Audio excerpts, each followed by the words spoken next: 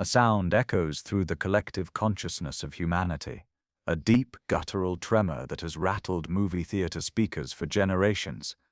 It is a roar born not of ancient forests but of silver screens and cinematic genius, a sound so powerfully imprinted upon the modern mind that it has become the definitive voice of the prehistoric world. It begins as a low, rumbling growl, a seismic event gathering force deep within a cavernous chest, before erupting into a full-throated, earth-shattering bellow that speaks of immense power, primal rage, and absolute dominion.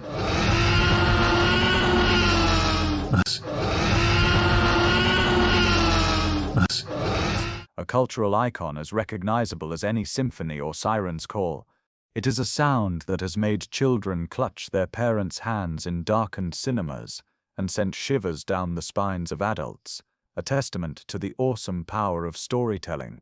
We have heard it so many times, in so many films and documentaries, that it feels intrinsically real, an undeniable truth about the king of the dinosaurs.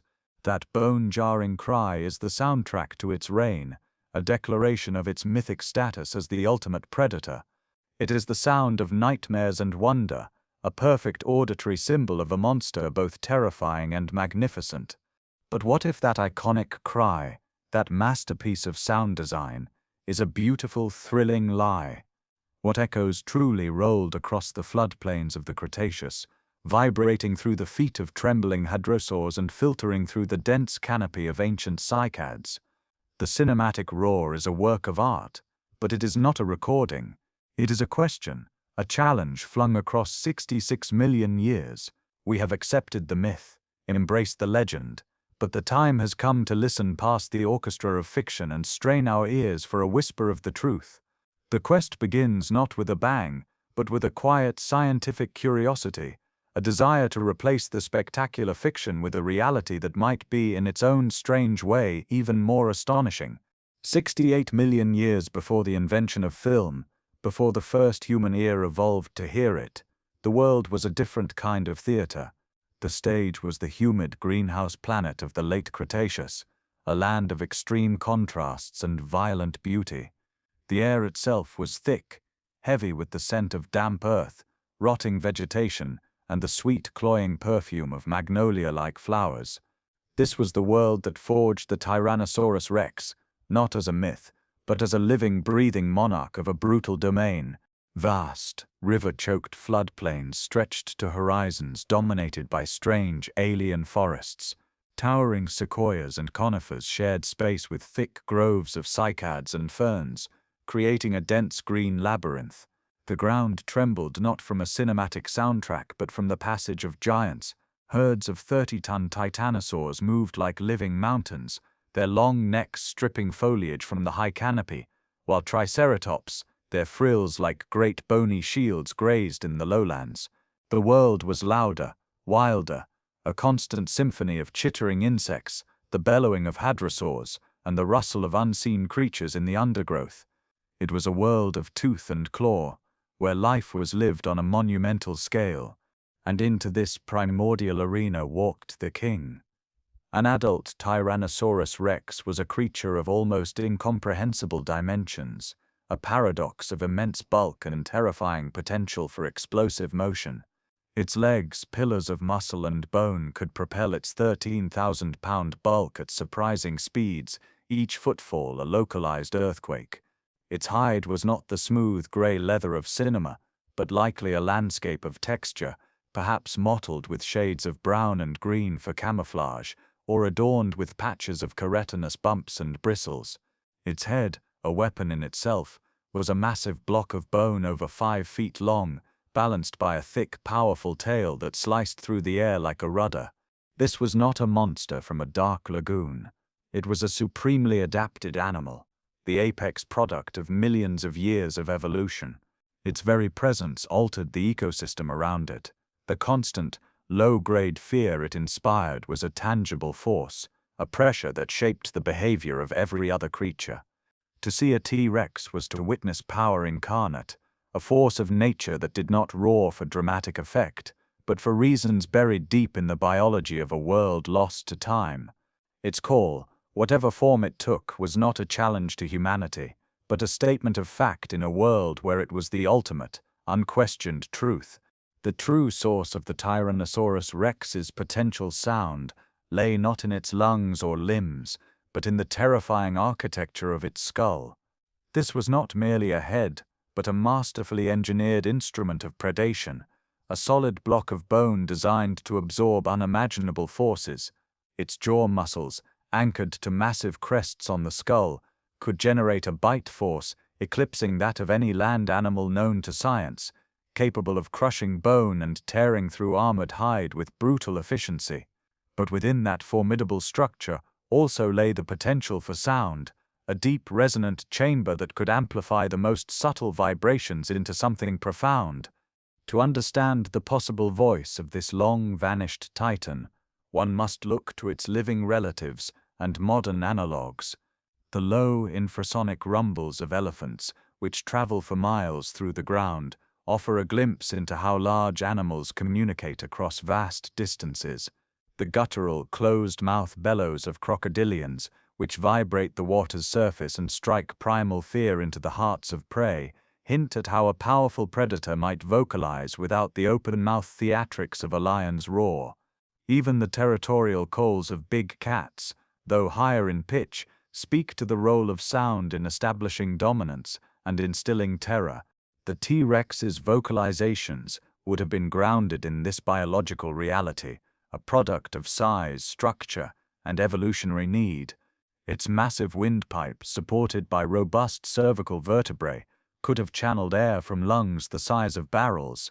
The resonating chambers in its skull and nasal passages might have modulated that exhalation into a low-frequency hum, a sound felt as much as heard, reverberating through the bones of nearby creatures and shaking the very leaves on the trees. It was not a sound designed for cinema, but for survival, a means of communication, intimidation, or courtship in a world where being heard was as important as being seen.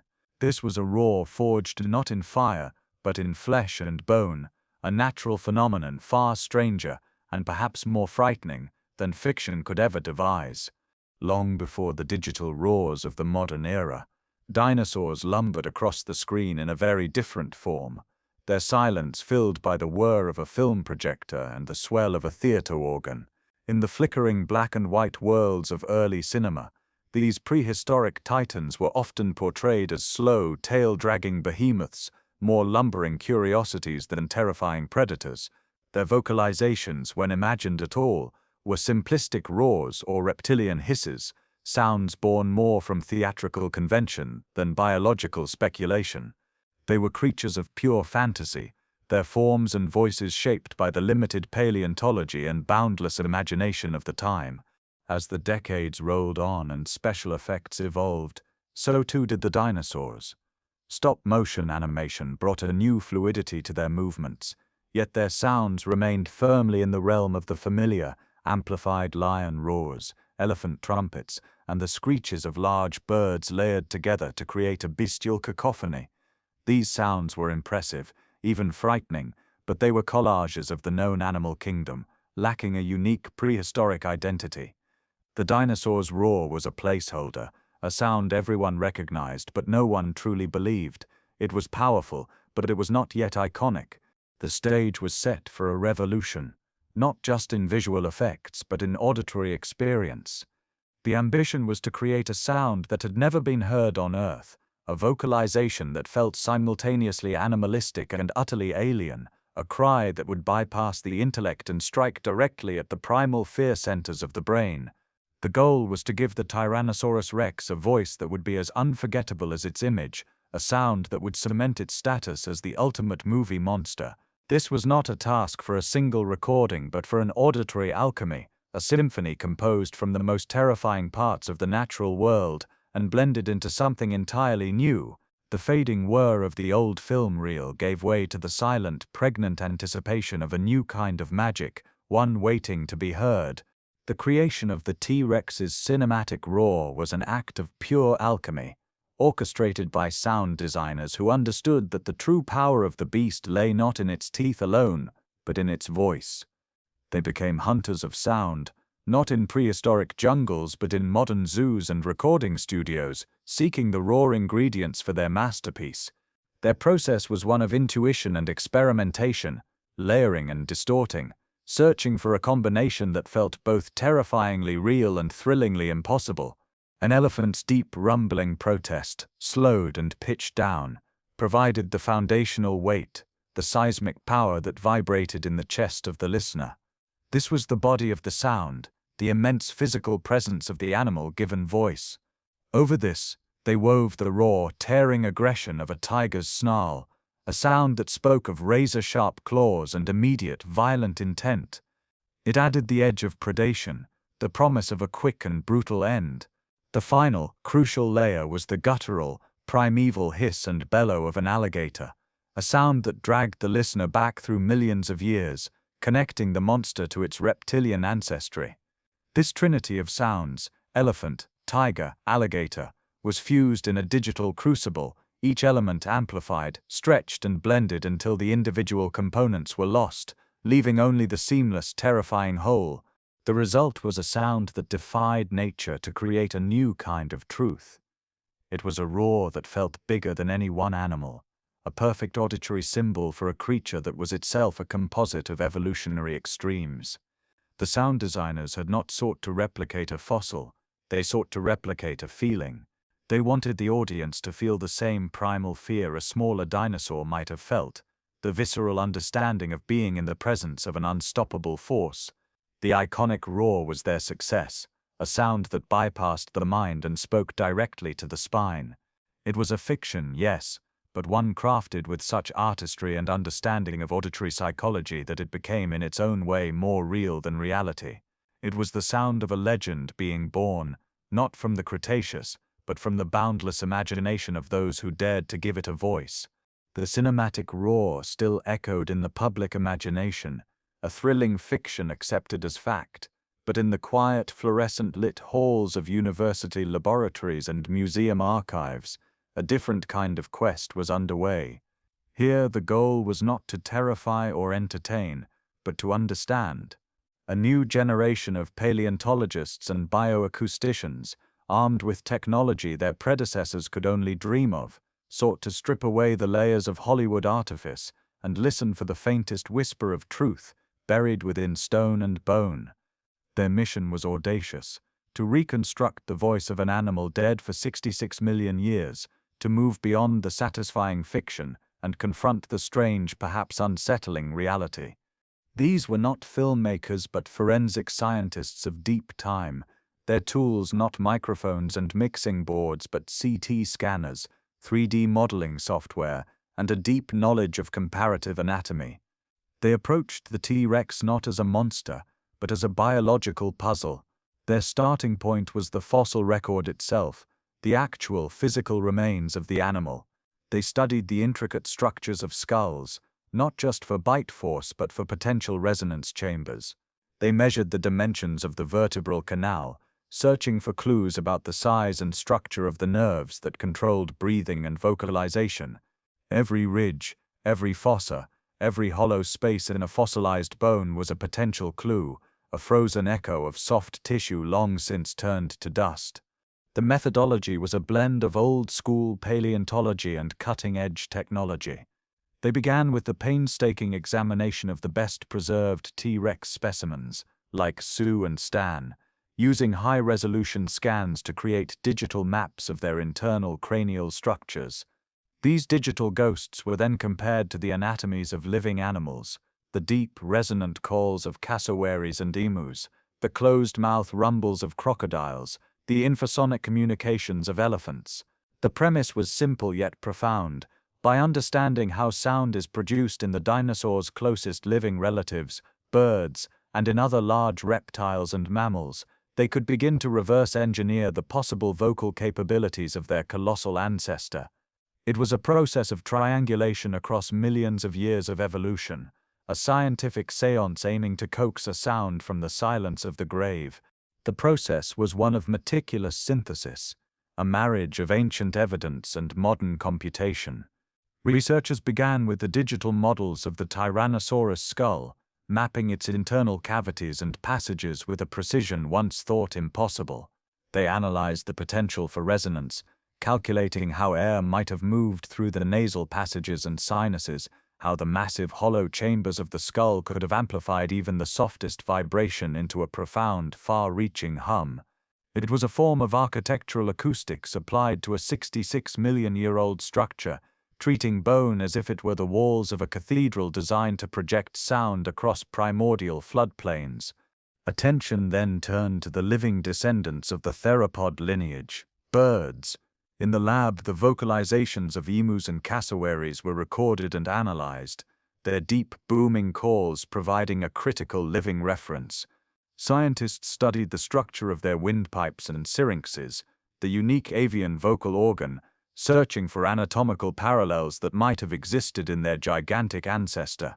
Though the T-Rex lacked a syrinx, the principles of airflow and resonance in large-bodied birds offered a vital blueprint. The low-frequency, closed-mouth sounds produced by these flightless giants became a key to unlocking a similar, though vastly more powerful capability in the Tyrannosaurus. The final crucial step was handed over to the silent hum of supercomputers. The digital skull models, now annotated with data on tissue density, air sac placement inferred from bone morphology, and parameters drawn from living analogues, were fed into sophisticated bioacoustic software. The machines ran endless simulations, modeling the passage of air through the hypothesized vocal tract, testing thousands of variables of muscle tension, lung pressure, and glottal shape. They were not searching for a single definitive roar, but for a range of probable frequencies, a spectrum of sound that the animal's biology could physically produce. It was a blend of the tangible, the cold, hard reality of fossilized bone, and the theoretical, a digital ghost breathed into existence by lines of code, all converging to answer one of paleontology's most haunting questions. The goal was not to create a sound for a movie, but to listen, for the first time, to what the Earth itself might have heard. In the cool, silent vault of the museum, under the precise glow of examination lamps, lay the key. It was not a key of iron or gold, but of stone, a remarkably preserved Tyrannosaurus rex skull, known to the research team by its catalogue number, MOR 980, but which they had privately nicknamed Orpheus. Its significance was not in its fearsome teeth or imposing size, though it possessed both in abundance, but in the subtle, almost miraculous preservation of structures rarely fossilized, delicate bony struts and unusually deep, well-defined cranial cavities that hinted at the architecture of sound. The air in the lab was thick with a silent humming tension, a palpable energy that had little to do with the fluorescent lights overhead.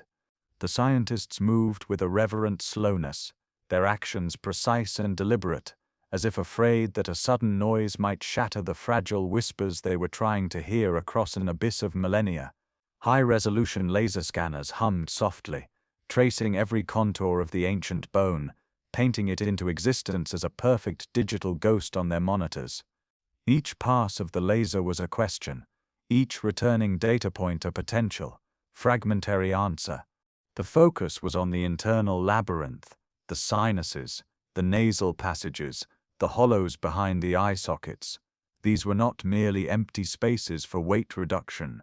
To the trained eye of a bioacoustician, they were potential resonance chambers, the stone echoes of a biological instrument.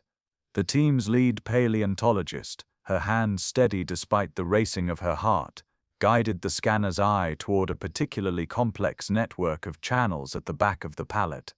The digital model on the screen began to resolve into something breathtaking, a series of interconnected chambers that bore a striking, profound resemblance to the vocal resonators found in the skulls of large, deep-voiced birds.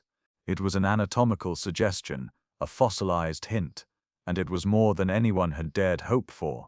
This was the moment where speculation began its slow, agonizing, and beautiful metamorphosis into evidence. The iconic roar of the movies, a masterpiece of blended animal cries, seemed to fade into a distant fiction before the silent stone testimony of this skull. Here was not the suggestion of a shrieking predator, but of something far more subtle and profound, a creature built not to scream, but to resonate, to project a sound that was less a cry and more a vibration, a fundamental frequency woven into the very fabric of its world. The truth was in the stone, and it was beginning to whisper.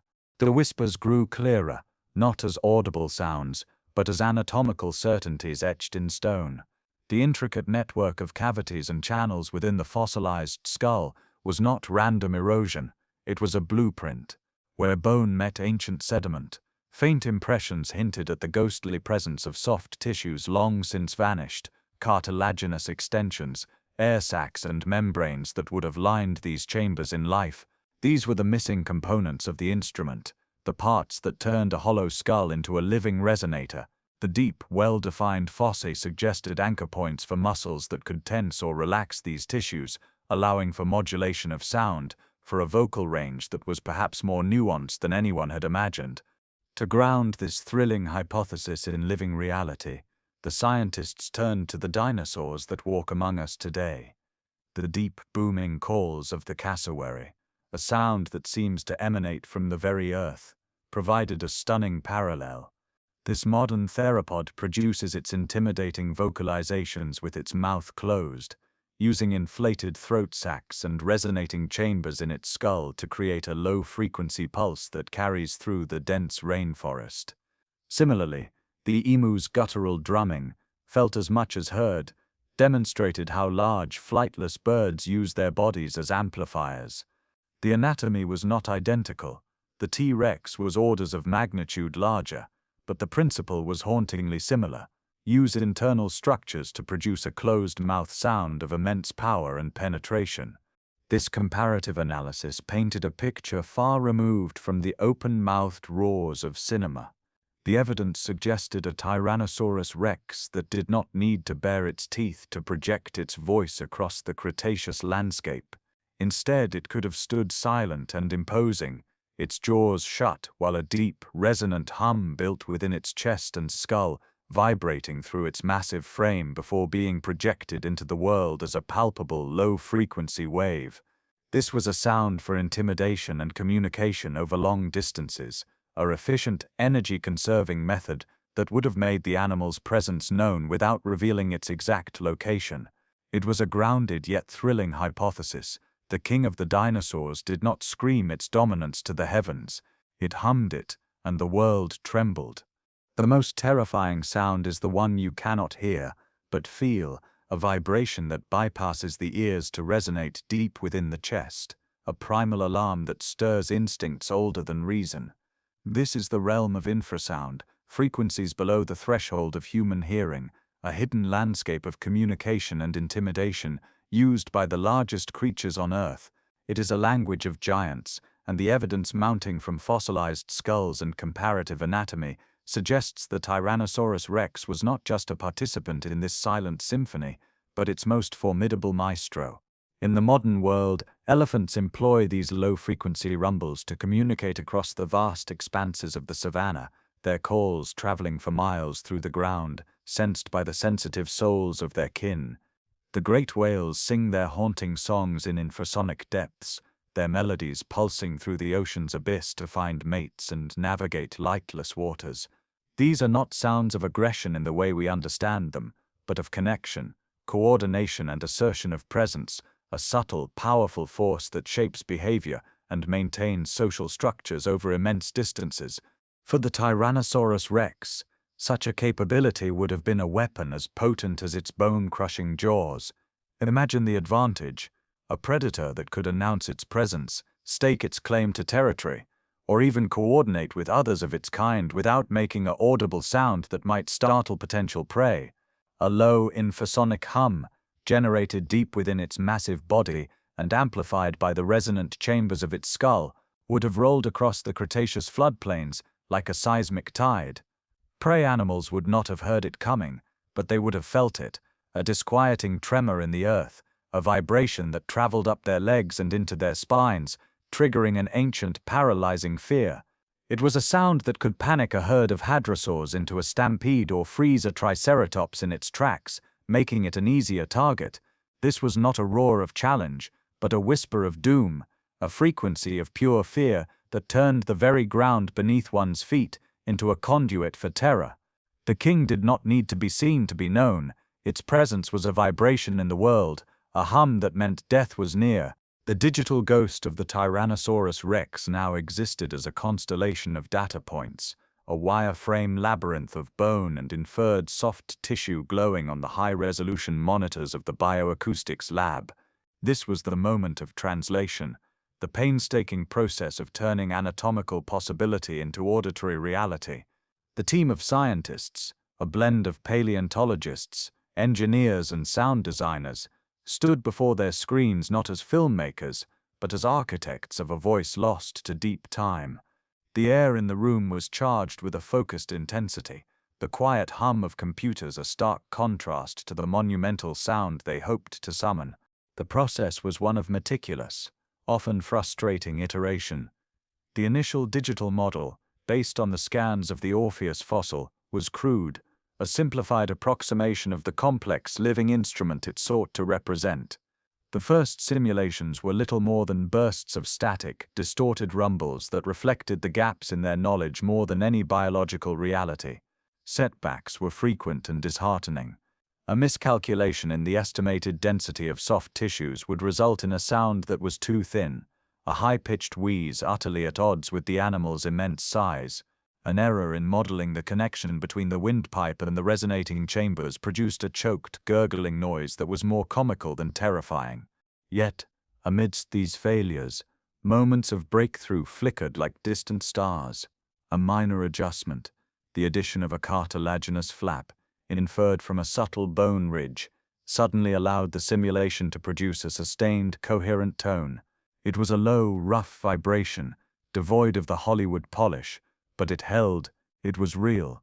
The team would crowd around a single speaker, listening as the crude tone played on a loop, a strange and eerie proof of concept. It wasn't the iconic roar, but it was something far more valuable, a data point, a sign that they were on the right path. They were no longer just studying fossils, they were beginning to reanimate them, one calculated frequency at a time, building anticipation with each small, hard-won success toward a sound the world had never heard. The first coherent simulation emerged not as a roar but as a low, guttural pulse, a sound that seemed to originate from somewhere deep within the earth rather than the throat of an animal.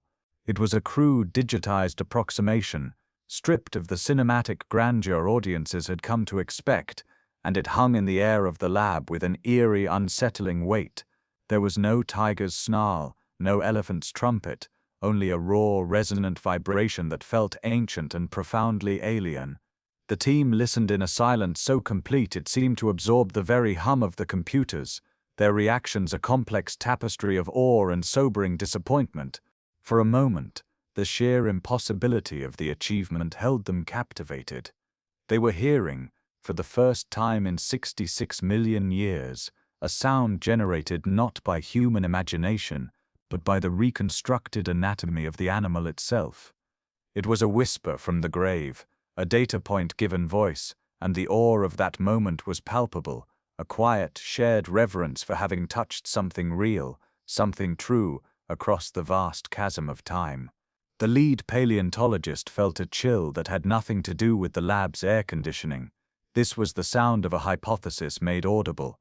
But the awe was quickly tempered by the sound's stark strangeness. It lacked the dramatic crescendo, the hair-raising peak of the Hollywood roar. It was a closed-mouth sound, a deep, vibrating hum that was more felt in the bones than heard by the ears. Some researchers exchanged glances, their expressions a mixture of fascination and a faint, unspoken letdown. The sound was biologically plausible, even likely. But it was not the thrilling monster cry of their childhoods. It was subtler, more primal, and in its own way more intimidating. The disappointment was not in the science, which was a resounding success, but in the quiet death of a beloved myth. They had not found the T-Rex of the movies, they had found the T-Rex of the Cretaceous, and its voice was a low, unsettling rumble that promised not a dramatic fight, but an inevitable, vibrating end.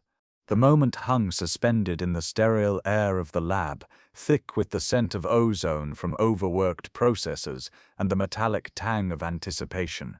All the years of digging, Scanning, modeling, and failing had distilled into this single breathless point in time. The final simulation was loaded, the parameters refined from 1,000 failed iterations, now representing the most complete digital reconstruction of the Tyrannosaurus vocal tract ever assembled.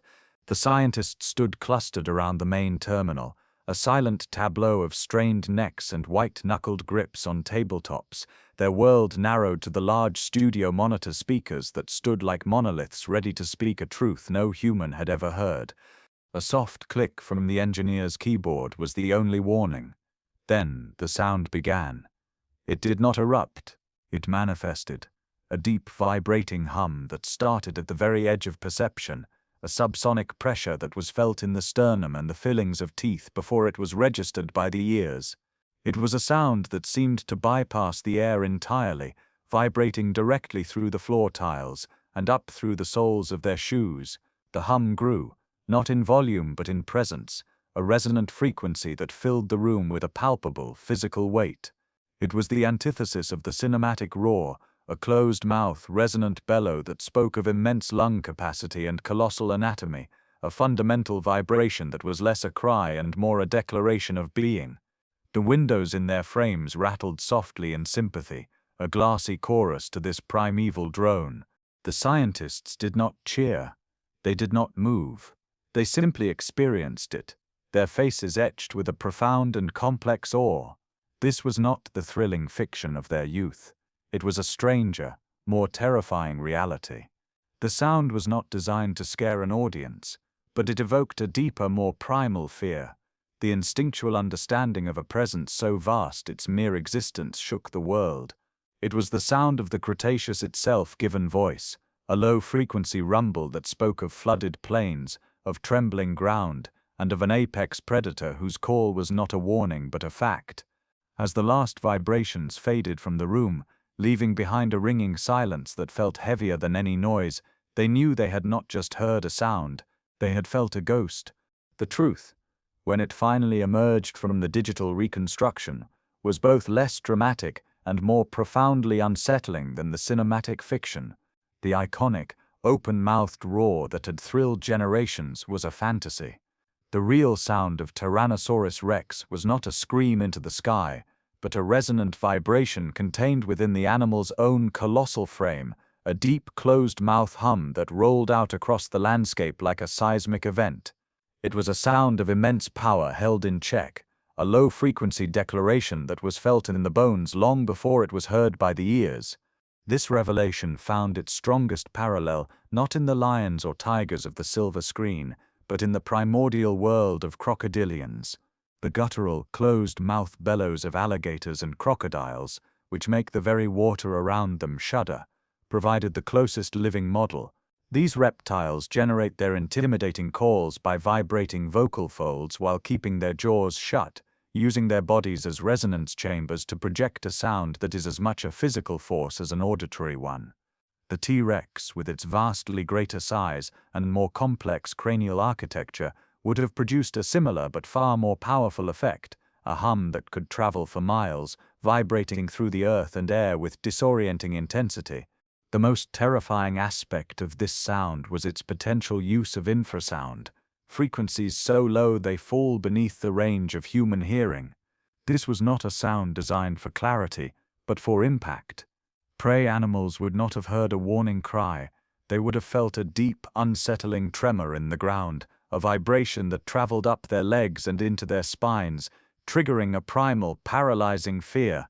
It could disorient herds, cause confusion, and announce the predator's presence without revealing its exact location.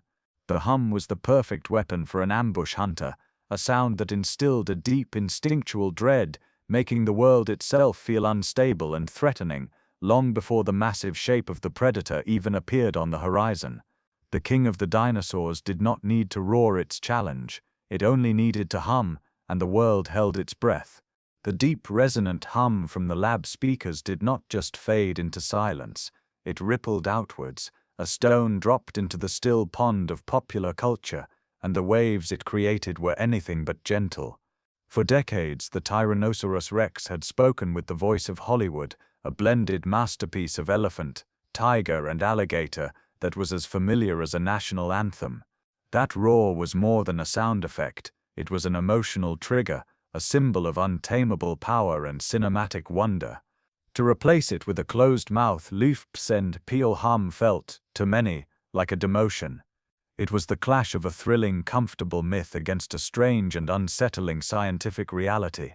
Film directors, the high priests of this modern mythology, found themselves in a peculiar quandary. Footage from nature documentaries, already in production, now seemed instantly dated. How could they portray the T-Rex with this new scientifically plausible hum, when audiences expected and paid to hear the earth-shattering roar? The iconic bellow was a pillar of blockbuster filmmaking, a sound that reliably elicited gasps and white-knuckled excitement. Replacing it with a vibration that was felt more than heard presented a narrative and sensory challenge. Would a hum convey the same immediate threat? Would it feel as cinematic as dramatically satisfying? For many in the industry, the choice was clear. The myth was more powerful than the truth. The roar was too embedded in the collective psyche, too vital to the language of spectacle, to be so easily discarded. Fans, too, grappled with the dissonance. On forums and social media the debate raged. For some, the scientific discovery was even cooler than the fiction, a more sophisticated and terrifying form of intimidation.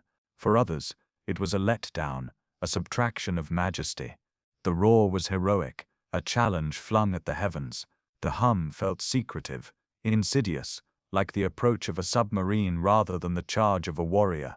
Even scientists involved in the discovery confessed to a private sentimental twinge.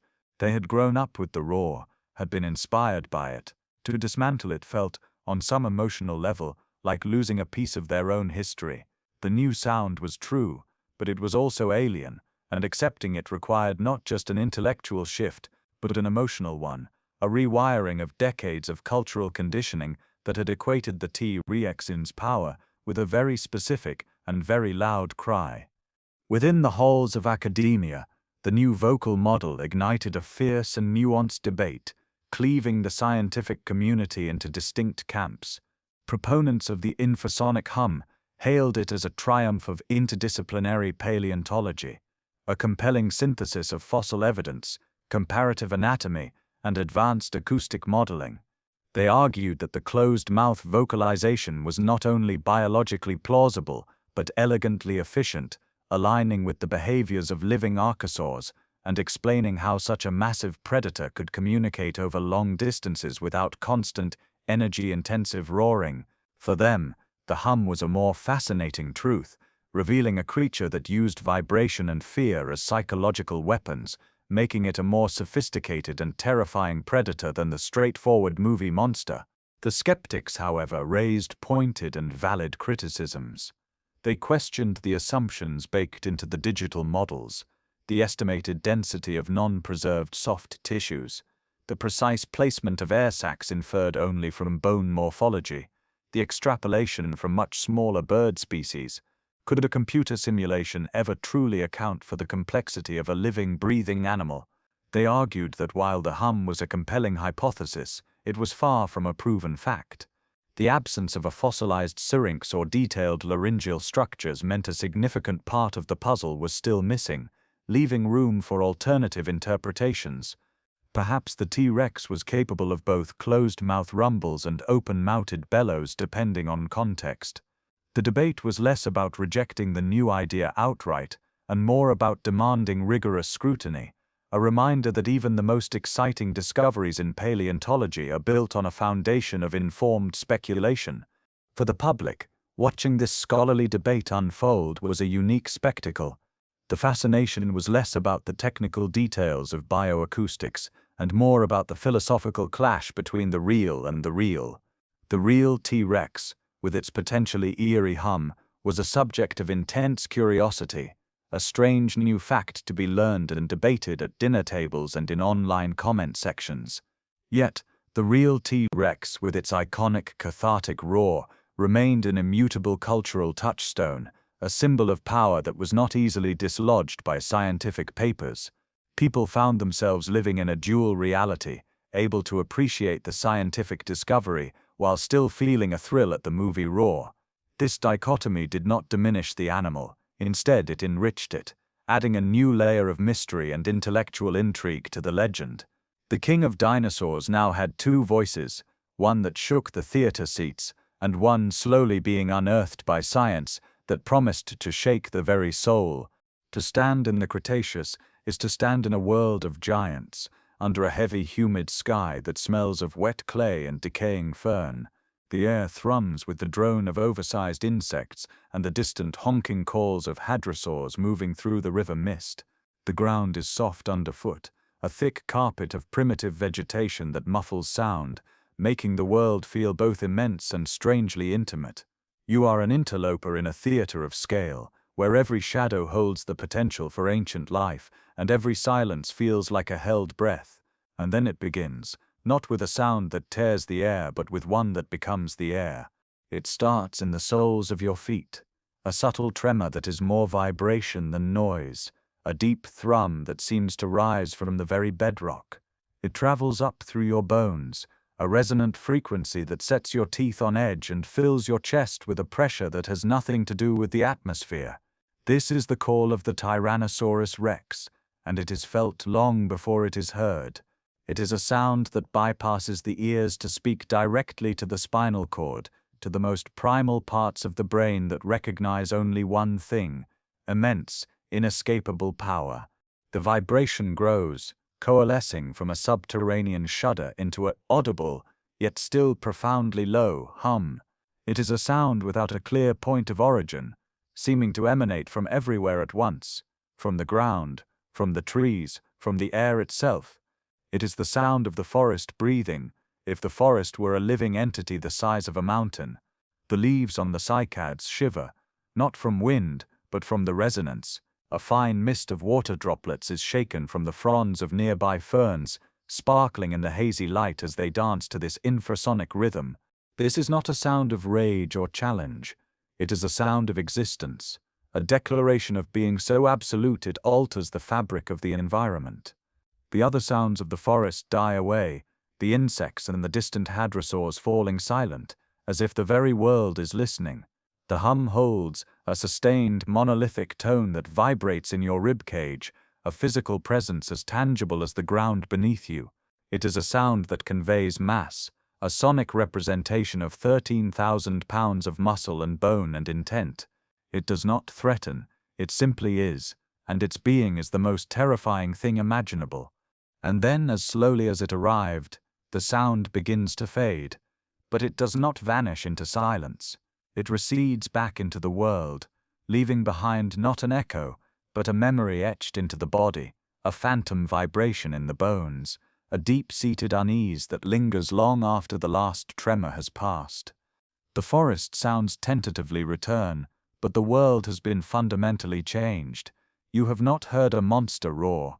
You have felt a god hum, and your soul has been shaken by the experience, leaving you with the humbling, terrifying understanding that you are in the presence of the true, the real, the unimaginably vast. The deep, resonant hum that defined the Tyrannosaurus rex was not merely a biological curiosity, it was a weapon, a tool of survival as finely honed as its serrated teeth. This low-frequency vibration, rolling across the Cretaceous landscape, served multiple chilling purposes in the daily life of the apex predator. It was a language of dominance, a siren's call for mating, and most terrifyingly, a mechanism of psychological warfare that could paralyze prey with a fear as ancient as life itself. In the vast open floodplains, territory was everything. The infrasonic hum allowed a T-Rex to announce its presence across miles of dense forest and winding rivers without expending the energy required for movement or visual display. This sonic claim-staking would have warned rival predators and defined hunting grounds, a constant vibrating border that said, "I am here." This territory was not just land but resources, access to watering holes, migration routes of herbivore herds and prime ambush points. The hum was efficient, energy-conserving way to maintain this domain, a broadcast of ownership that required no physical confrontation. During mating seasons, this same sound transformed into a call of attraction. The deep, resonant frequency, modulated slightly in pitch or duration, could have signaled fitness and size to potential mates.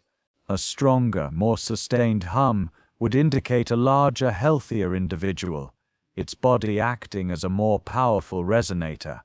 This low-frequency courtship would have cut through the cacophony of the Cretaceous, a private channel of communication between giants, felt through the ground as they moved toward one another, drawn by vibrations that promised strong offspring and continued dominance. But the most formidable use of the hum was in the hunt. Prey animals like Triceratops and Edmontosaurus would not have heard the T-Rex's approach with their ears. They would have felt it as a disquieting tremor in the earth, a deep vibration that traveled up their legs and into their spines. This infrasound could trigger a primal, paralyzing fear, a vestigial response to seismic events like earthquakes or the approach of immense predators. A herd might not know the direction of the threat, only that it was near, causing confusion, hesitation, and panic. This moment of frozen indecision was all the advantage the T-Rex needed. By the time the massive shape emerged from the foliage, it was often too late. The predator's whisper did not warn, it ensnared, making the Tyrannosaurus not just a physical hunter, but a psychological one, whose true power lay in a sound felt in the soul long before death arrived. The fictional roar endures because it is more than a sound. It is a mirror held up to humanity's deepest fears and most primal fascinations. It represents the ultimate power, a force of nature so immense and untamable that it transcends the animal itself to become a symbol. We crafted that roar not to replicate a lost reality, but to give voice to our own awe, to create an auditory monument to the terrifying and magnificent unknown. It is a sound that belongs not to the Cretaceous, but to us, a testament to our need to mythologize the natural world, to shape it into stories that resonate with the drama and scale of our own imaginations.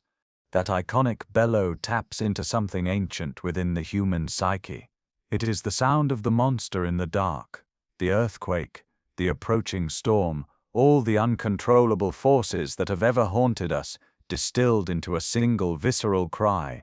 It satisfies a craving for clear, unambiguous power, for a villain that is magnificent in its brutality.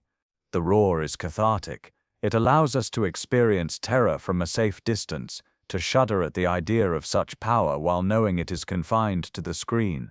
It is a controlled burn of fear, thrilling precisely because it is not real. Yet, its endurance also speaks to our fascination with the prehistoric world, a realm we can only access through fragments and speculation. The roar is our placeholder for that mystery, a satisfying answer to the haunting question of what such a creature must have sounded like.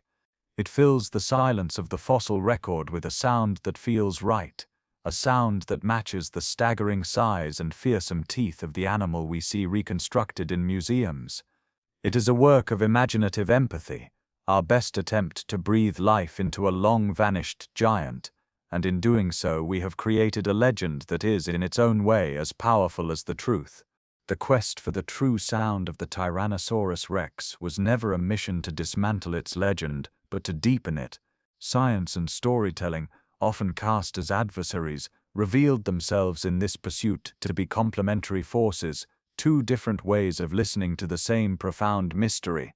The cinematic roar, a masterpiece of auditory art, captures the emotional truth of the animal, its awe-inspiring power, its primal terror, its mythic stature. It is the sound of the T-Rex as a cultural icon, a symbol that lives in our dreams and fuels our imagination. It is a story we tell ourselves, and stories are how we make sense of a world too vast and ancient to fully comprehend. The low, resonant hum, coaxed from fossilized bone and digital models, offers a different kind of truth, a biological one. It is the sound of the T-Rex as a living, breathing animal, a creature of immense sophistication that used vibration and infrasound as tools of survival. This sound does not diminish the myth, it adds layers of texture and complexity, replacing a simple, thrilling roar with something far more haunting and real. It invites a different kind of awe, one rooted not in spectacle, but in respect for the actual evolved reality of the predator.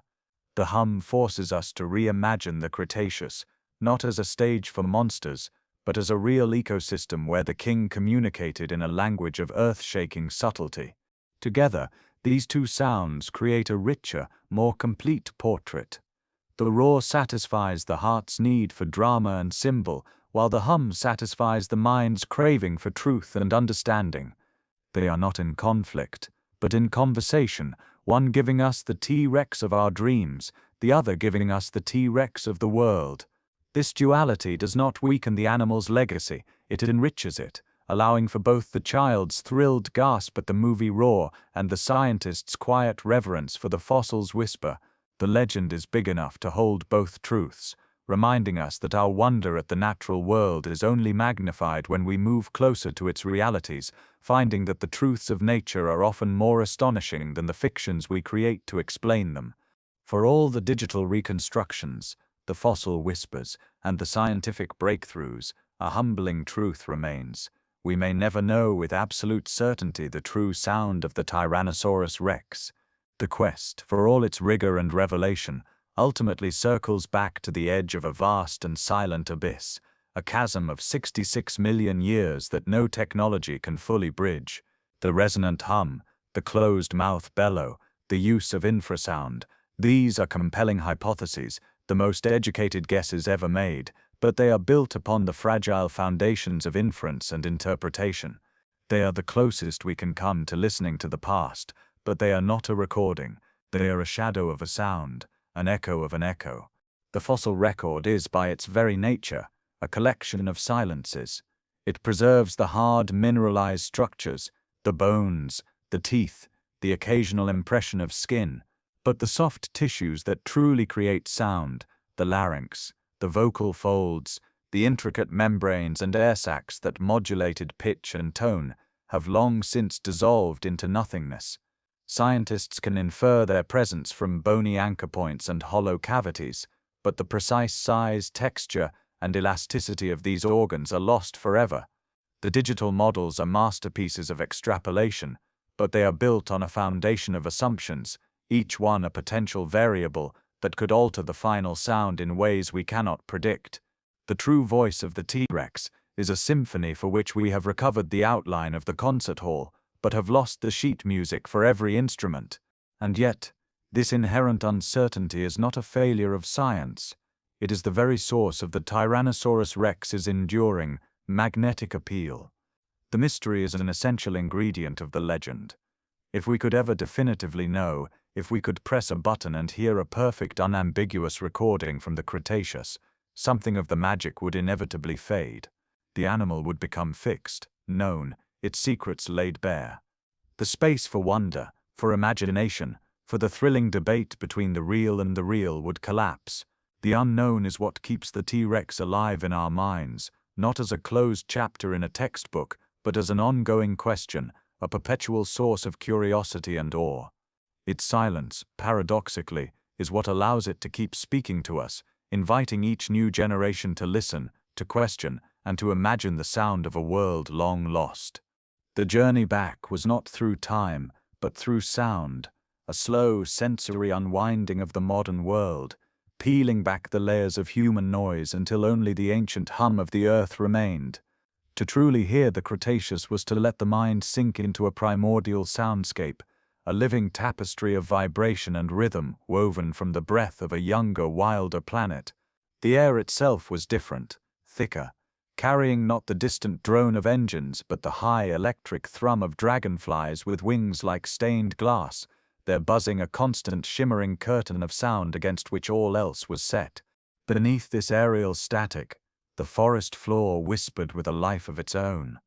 The rustle of ferns and the gentle crackle of cycad fronds were punctuated by the skittering of armored arthropods and the soft probing sounds of smaller creatures moving through the undergrowth. From the canopy came the chittering calls of early mammals, tiny and secretive, and the occasional harsh cry of a pterosaur launching itself from a high branch, its leathery wings beating the air with a sound like wet canvas snapping in the wind. The rivers gurgled with a deeper, more resonant tone, their waters thick with sediment and life, carrying the bubbling exhalations of ancient fish and the occasional, splashy retreat of a crocodilian ancestor into the murk. And through it all, like a deep, unwavering pedal note in a symphony, was the distant, Levin hum. It was not a sound that arrived with a beginning or an end. It simply was a vibration that seemed as much a part of the environment as the humidity or the smell of rotting vegetation. It pulsed through the ground, a resonant frequency felt through the roots of the giant ferns and the souls of any creature that walked the earth.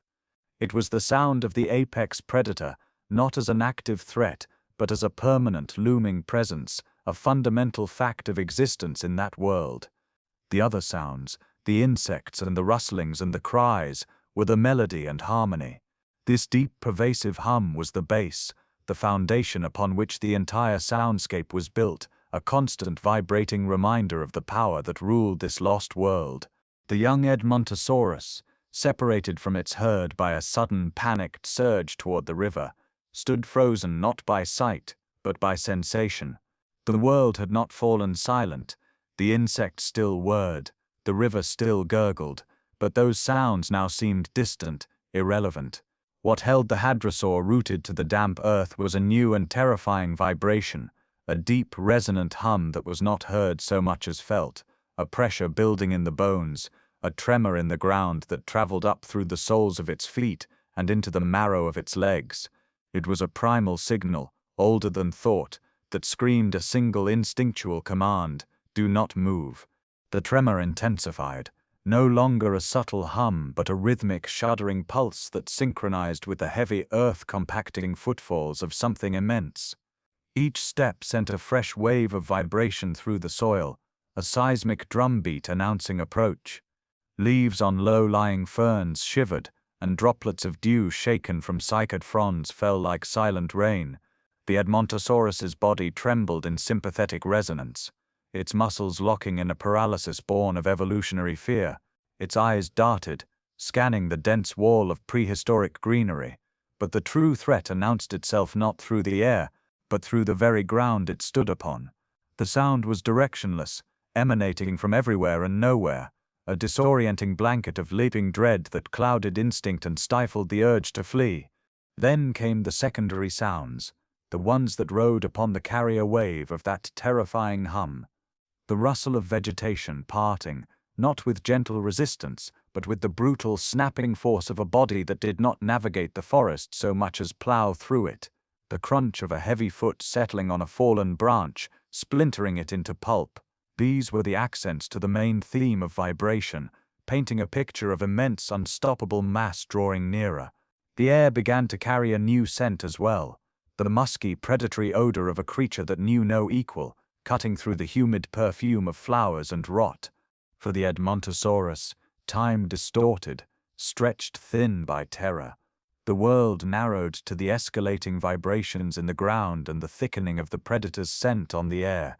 This was the moment of primal terror, a psychological ambush executed through sound and sensation long before the first glimpse of serrated teeth or crushing jaw.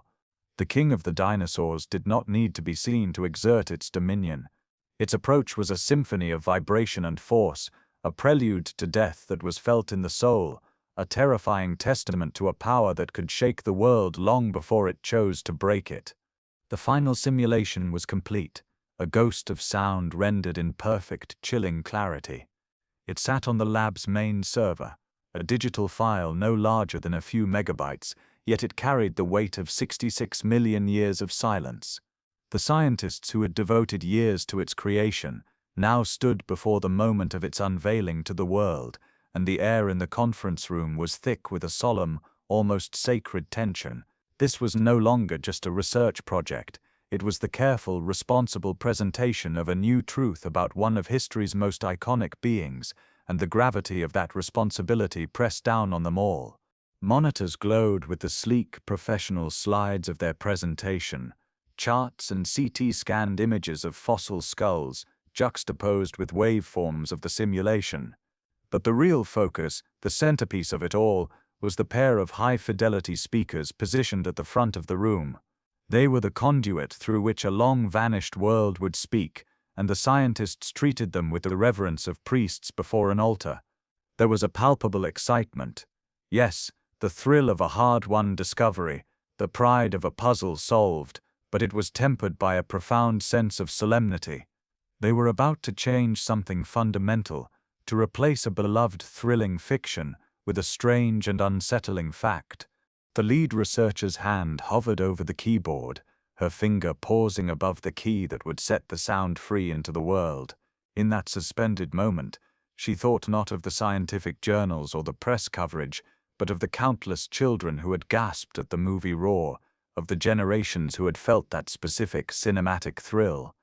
They were not just sharing data, they were gently retiring a legend and offering a new one in its place. It was a transfer of awe, and it had to be handled with care, with respect for both the truth they had uncovered and the myth that had inspired them to seek it. The responsibility was immense, to honor the animal, not as a monster but as it truly was, and to ensure that its new voice would be met not with disappointment, but with a deeper, more resonant wonder. She took a slow breath and pressed play. There are moments in the modern world when the air itself seems to remember something older, something deeper, a low, pervasive hum that is not so much heard as felt, a vibration that stirs a primal unease from a place deep within the bones. It is the same frequency of dread that once rolled across Cretaceous floodplains, the same resonant warning that once froze prey in their tracks. Though the Tyrannosaurus rex is 66 million years gone, its ghost still whispers through phenomena that shake the human soul in eerily familiar ways. An earthquake begins not with a roar, but with a deep, subterranean groan, a subsonic tremor that travels through the foundations of buildings and up through the soles of the feet, long before the world begins to visibly shudder. It is a soundless announcement of immense, impersonal power, a vibration that triggers an instinctual fear, a desperate need to find solid ground. In those first silent seconds, as the earth murmurs its warning, one can almost feel the shadow of the predator, the ancient understanding that the world itself can be an agent of terrifying, unstoppable force. A distant storm, hours away from arrival, often announces itself not with thunder, but with a heavy, oppressive silence and a low, continuous rumble at the very edge of hearing. This infrasonic precursor, generated by colliding weather fronts, vibrates through the atmosphere, causing a sense of profound disquiet in people and animals alike. Dogs whimper and pace, and a deep-seated anxiety settles over a household. It is the same atmospheric pressure, the same vibrational foreboding that once signaled the approach of a storm of flesh and bone, a living tempest moving through the forest. Even in the heart of human industry, the echo persists. The deep, monotonous hum of a power transformer station, the rhythmic, ground-shaking thump of a pile driver, the low-frequency drone of a large aircraft passing overhead, these are the manufactured tremors of our time. They are sounds we have learned to ignore, yet on a quiet night, they can penetrate the walls of a home and stir a formless, ancient disquiet. They are vibrations without a visible source, a constant, leafy presence that speaks of immense, unseen power, much like the hum of a predator that could be felt long before it was ever seen. These modern echoes are a reminder that the frequency of fear is a universal constant. The specific cause may change, from a theropod's call to a tectonic plate's shift, from a storm's approach to industry's grind, but the human, and indeed the animal, response remains the same. It is a deeply encoded reaction to powerful, low-frequency vibration, a biological alarm bell that has been ringing for millions of years. The world may have changed beyond recognition, but the sound that shakes the soul remains, an eternal echo of the time when the truest measure of power was not a roar, but a hum. The true sound of the Tyrannosaurus rex, when finally given voice, was not the shattering cry of legend, but something far more profound, a deep, resonant hum that seemed to emanate from the very core of the earth. It was a sound that bypassed the ears to settle in the bones, a lean vibration that spoke not of cinematic rage, but of immense, ancient power. This was no monster's roar crafted for thrill. It was the sobering, awe-inspiring truth of a creature whose reality surpassed even our most vivid imaginings. In its restrained resonance lay a deeper terror and a more haunting beauty, a reminder that nature, in its raw authenticity, often holds wonders more startling than fiction could ever conjure. There was a solemn majesty to this sound, a gravity that the cinematic roar, for all its engineered brilliance, could never replicate. It did not seek to alarm but to announce, to communicate, to exist on a scale that humbled the listener. To hear it, or rather to feel it, was to understand the Tyrannosaurus rex, not as a movie villain, but as a biological marvel, an animal whose voice was tuned to the frequency of the world it ruled. This was the sound of certainty, of an apex predator so secure in its dominion that it did not need to scream its power, it only needed to hum, and the very air would carry its authority. In that hum lay the ultimate awe, the awe of truth. It was the sound of a mystery partially solved, a door cracked open onto a lost world, allowing a glimpse of something real and resonant and magnificently strange. It asked for a different kind of listening, one that required patience, reverence, and a willingness to let go of comfortable fictions. And for those who truly heard it, the reward was immeasurable, not the transient thrill of a scare, but the enduring shudder of connection across deep time, a vibration that echoed not in the ears but in the soul.